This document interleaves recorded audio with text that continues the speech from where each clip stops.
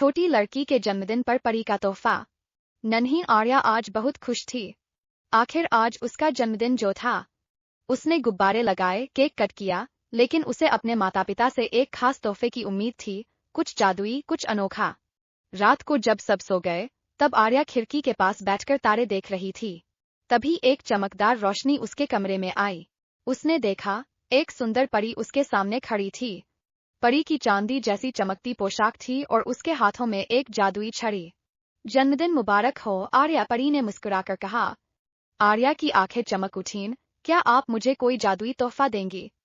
परी ने हंसते हुए कहा, बिल्कुल, लेकिन यह कोई साधारण तोहफा नहीं होगा।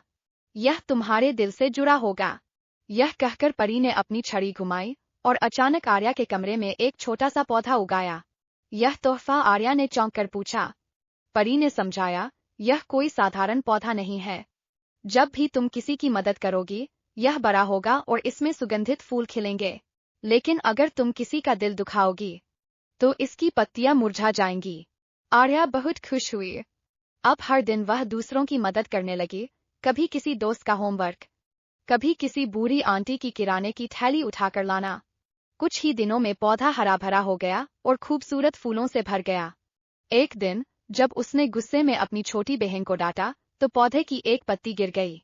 तब उसे एहसास हुआ कि परी का तोहफा सिर्फ जादू नहीं, बल्कि एक सीख थी, दूसरों की मदद करने से ही असली खुशी मिलती है। आर्या अब हमेशा दयालु और खुश रहने लगी और उसका जादुई पौधा भी हर रोज और खूबसूरत होता गया। सीओ, सच्चा जादू किसी की मुस्कान में छिपा होता है। जब हम अच्छे काम करते हैं, तो हमारी जिंदगी भी एक सुंदर फूल की तरह खिलने लगती है।